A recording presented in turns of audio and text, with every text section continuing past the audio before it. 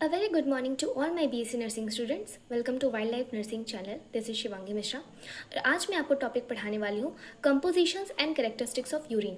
Urine के क्या composition है, मतलब यूरिन किन किन चीज़ों से मिलकर बना हुआ है और यूरिन के क्या कैरेक्टरिस्टिक्स हैं, आज हम इस वीडियो में ये टॉपिक्स कवर करेंगे। सो फर्स्टली हम स्टार्ट करते हैं कंपोजिशन ऑफ यूरिन। यूरिन में के क्या कंपोजिशन होते हैं, यूरिन किन किन चीज़ों से मिलकर बना हुआ। Urine is a liquid waste produce by the kidney.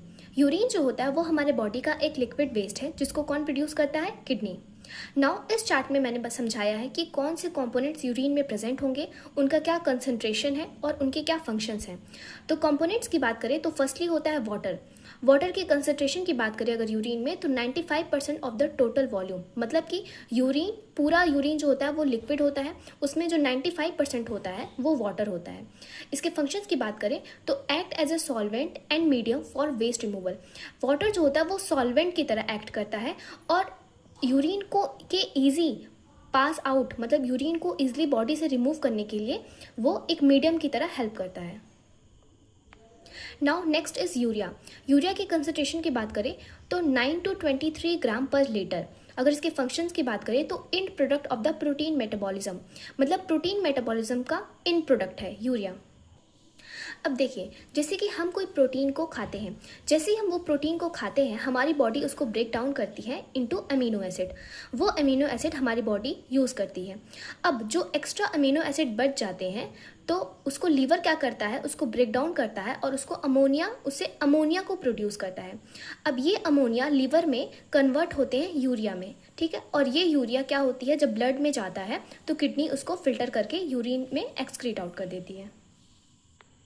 Now next is creatinine. Creatinine की अगर हम कंसंट्रेशन की बात करें तो 0.5 से लेकर 2.0 ग्राम पर लीटर। इसके फंक्शंस की बात करें तो waste product from muscle metabolism.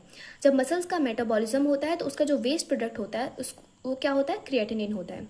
अब यूरिक एसिड। यूरिक एसिड की कंसंट्रेशन की बात करें तो 0.2 से लेकर 1.0 ग्राम पर लीटर। अगर हम इसके फंक्शंस की बात करें तो break down product of nucleic acid. अब uric acid break down product of nucleic acid का मतलब क्या होता है, जैसे डीएनए और आरएनए है। डीएनए और आरएनए का जब ब्रेक डाउन होता है तो वो कन्वर्ट होते हैं हमारे प्यूरिन्स में, एडेनिन या फिर गुआनिन। ये एडेनिन और गुआनिन कन्वर्ट होते हैं हाइपोजेंथीन में। हाइपोजेंथीन कन्वर्ट होता है जेंथीन में एंड देन जेंथीन कन्वर्ट होता है हमारे यूरिक एसिड में। So uric acid is the final break down या फिर end product of the purine nucleic acid. Now next is electrolytes. Electrolytes में आ जाएंगे हमारे सोडियम और पोटेशियम। सोडियम की कंसंट्रेशन की बात करें तो 1 to 4 ग्राम पर लीटर एंड पोटेशियम की कंसंट्रेशन की बात करें तो 1 to 3 ग्राम पर लीटर। फंक्शंस की बात करें, maintain osmotic balance and fluid regulation. ये ऑस्मोटिक बैलेंस को मेंटेन करते हैं और फ्लूइड रेगुलेशन में भी हेल्प करते हैं। Now next is chloride. Chloride की कंसंट्रेशन की बात करें तो 1 to 8 ग्राम पर लीटर। इसके फंक्शंस की बात करें, main anion for maintaining electrolyte balance.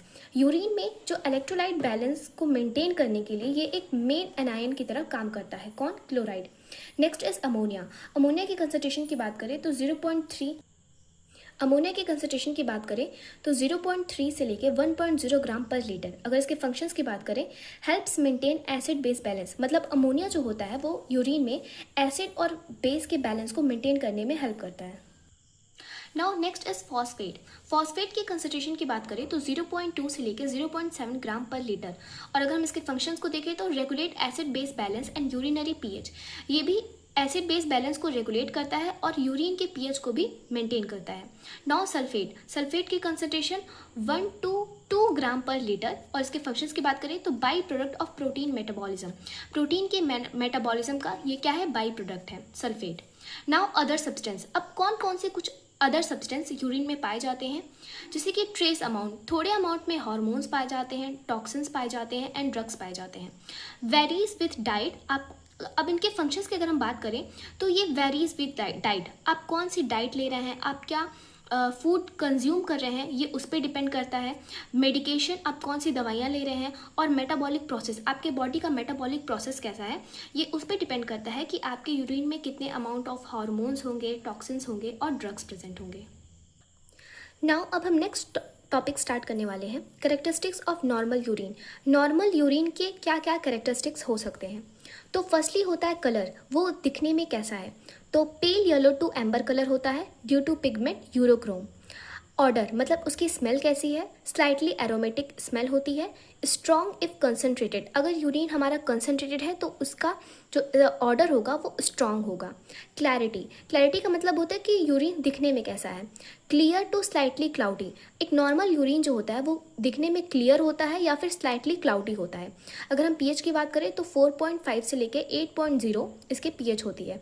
Specific gravity की बात करें तो 1.005 से लेके 1.030 स्पेसिफिक ग्रेविटी होती है एक नॉर्मल यूरिन की।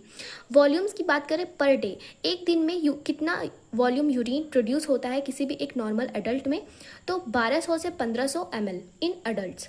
प्रोटीन की बात करें तो जनरली एक नॉर्मल यूरिन में प्रोटीन एब्सेंट होता है या फिर ट्रेस अमाउंट में प्रेजेंट होता है। अगर ग्लूकोज और कीटोन्स की बात करें तो जनरली एक नॉर्मल यूरिन में ग्लूकोज और कीटोन्स क्या होते हैं? एब्सेंट होते हैं। और अगर ब्लड की बात करें तो जनरली नॉर्मल यूरिन में ब्लड जो होता है वो एब्सेंट होता है।